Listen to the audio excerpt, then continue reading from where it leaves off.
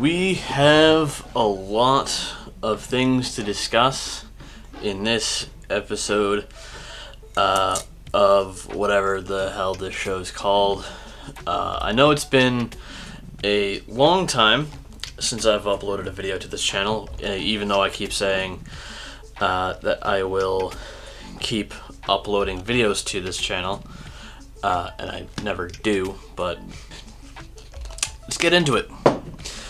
First story we have is Slipknot they've pretty much confirmed a new album for coming out sometime, not next month, but next year.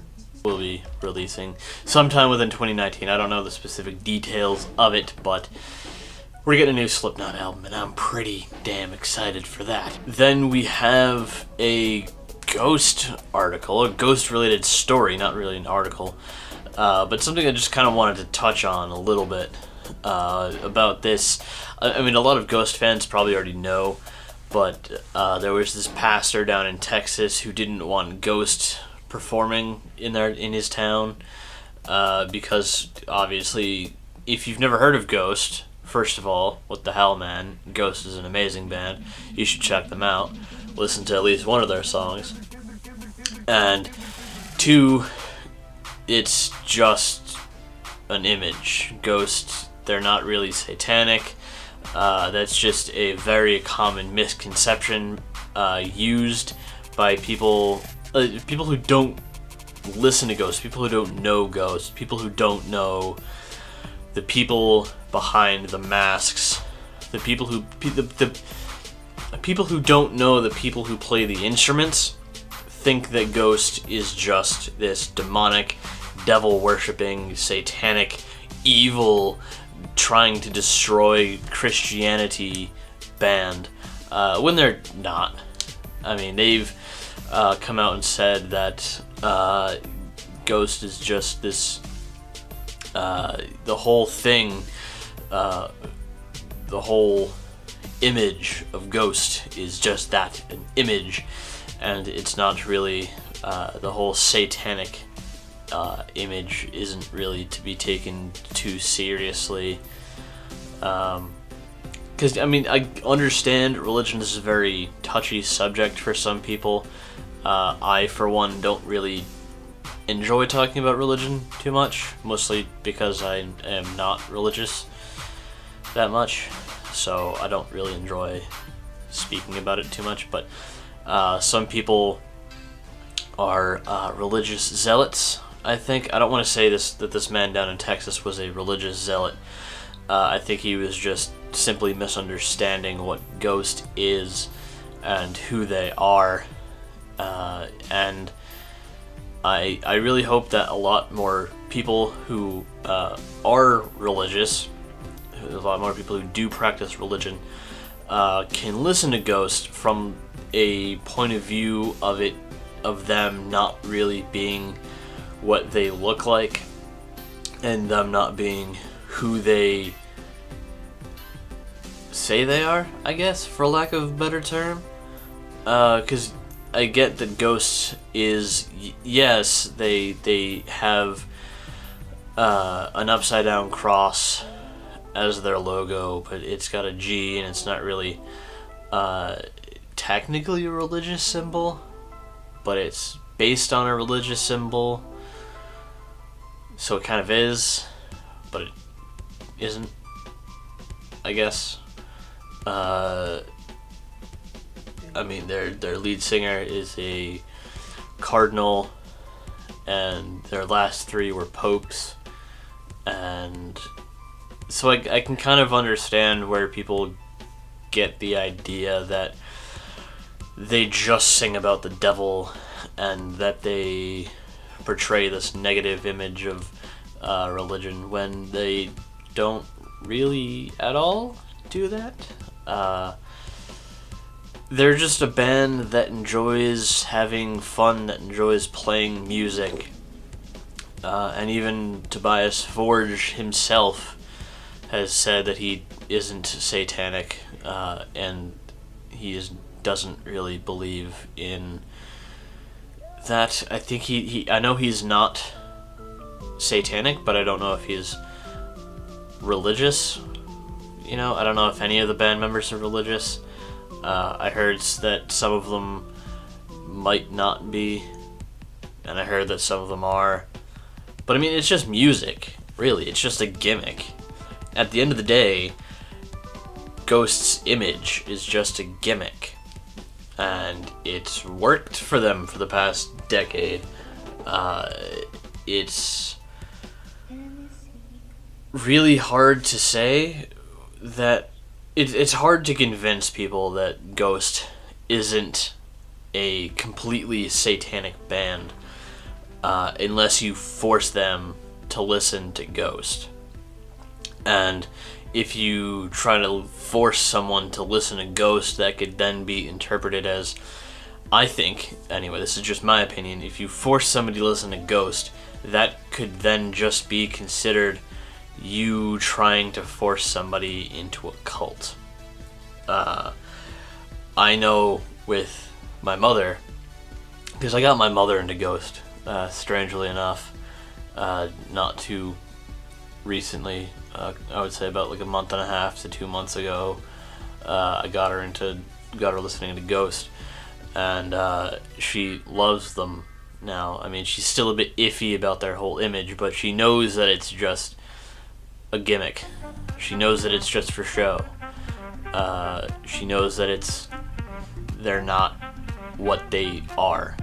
Or she knows that Ghost's music is not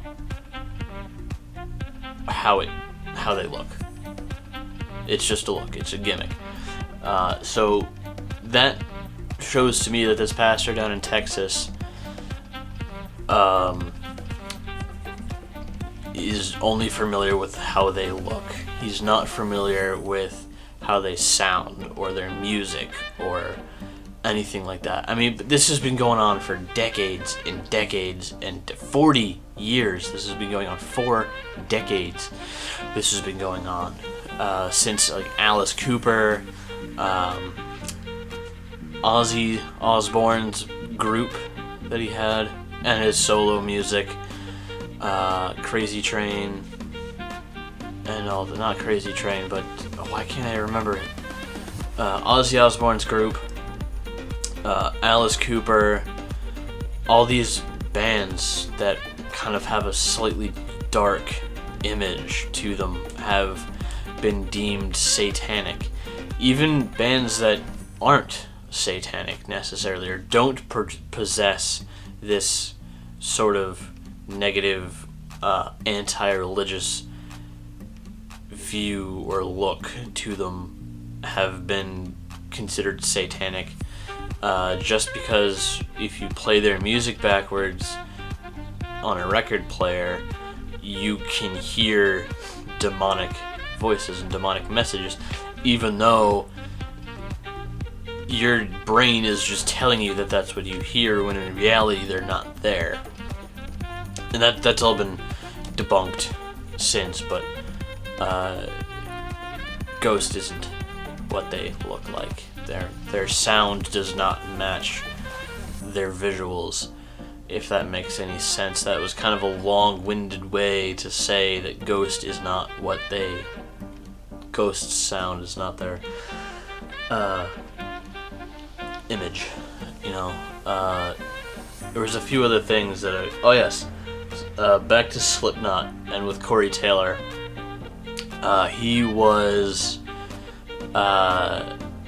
He actually kind of took the piss out of Adam Lavien, or Avril Lavigne, whatever his name is. I don't really know. I don't really care either. But he's kind of ditched Maroon 5 in a way, and he's kind of gone down this path to kind of just chase trends. He's not a trend setter anymore. He's a trend chaser, and I think people have been coming out more and more and realizing that. I've never personally enjoyed Maroon 5. That's just my own personal taste. I don't hate Maroon 5. I just never enjoyed listening to their music. And Adam Lavien, I think he's a poser. You know, he's just kind of, like I said, chasing trends and kind of going with what's popular. And he's getting these other more successful artists to do collaborations with him. Like he collaborated with Cardi C. Or Cardi B, I'm sorry. I'm still thinking of Ghost. He did a collaboration with Cardi B recently in that song Girls Like You. Who else knows where he's going to be going? It's not like Maroon 5 anymore. Now it's more just Adam Lavien, really. Because he's the frontman, he's the one that everybody knows, and he's kind of, I feel like he's somewhat of an egotistical person, where he doesn't care about how he gets attention, he just wants it, and he'll do whatever it takes. He'll pump out the same shitty song over and over again just because he knows people will listen to it 1,000,000 times and buy it 10 million times. And whatever. It was the same thing with Chad Kruger. A few months ago, he called out Corey Taylor, not specifically Corey Taylor, but he called out Slipknot as a whole, saying that they needed masks to be popular. When, in my opinion, I think the more masks that a band wears, so if you have a band like Slipknot with 9 members, the more members of that band that wear masks, different masks, the more interested people will become in that band, because they're like, oh, these dudes are wearing masks. I want to see what their music sounds like. And they don't necessarily have to be masks like the ones that Slipknot wears, or even masks that Ghost wears. It just, I think, the more odd, or the more off-centered your band image is, the more people are going to be interested in knowing more about your band. At least that's what I found, what I think. Would Slipknot be where they are without masks? Yeah, probably. But because of the masks, I think they shot up to popularity even faster, because you look at the band and you're like, alright, these guys have caught my attention, you know, with the different masks and the spikes and the paint and the noses, or the lack thereof. So it's you kind of use the gimmick as sort of to get people interested in the band, sort of as a way to get them in the door, and then you keep them with your music. I mean, that's just where I'm coming from. That's how I think, is that you use this gimmick. It's like the band Nickleback. They have a goblin as their mascot, so they get people into the door with the goblin, and the name Nickleback. They hook you with their goblin character and then the name, and then they just hit you with catchy tunes. So, would Ghost and Slipknot be where they are today without the masks and the gimmicks? Again, probably. I'm not saying yes or no, probably. But I definitely think that the masks helped in a way, because, again, the less you know about someone, the more you want to know about them. You know, because they wear masks and nobody knew what they looked like for a long time. Even with Ghost, nobody knew who they were up until, I think, 1 or 2 years ago at this point. So everybody wanted to know as much as they could about them. So Chad Kruger was all like, oh, they need masks to kind of become popular, and they wouldn't be where they are without the masks. Which again, probably I'm not going to agree with that statement, because Slipknot has a lot of good music, and you know, Corey Taylor has another successful band. I think, Stone Sour. He has Stone Sour, which is another very popular band, and no one wears masks in that band. And they're very popular. They're very well known. I think mostly because of the success of Slipknot. Because everybody's like, oh, this guy Corey Taylor is in Slipknot, and he's, so there's a lot of crossover there. I don't know why I'm doing that, but there's a lot of crossover between Slipknot fans and Stone Sour fans, and they kind of mesh together. Some people are a fan of one, some people are a fan of the other, others are fans of both. So Chad Kruger is the lead singer of a very defunct, I don't want to say defunct, but they're a very, I even forgot the name of the band. What is the name of his band? Nickleback. Yes, I legitimately forgot. That was not a joke. I legit forgot the name of Nickleback.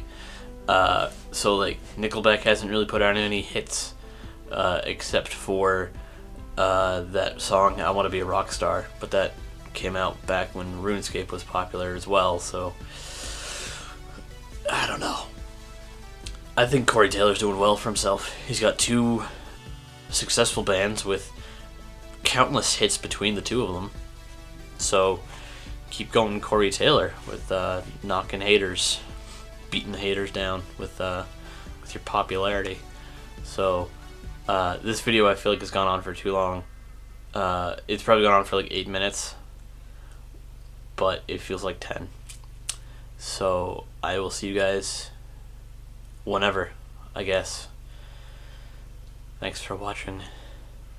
It's time to stop!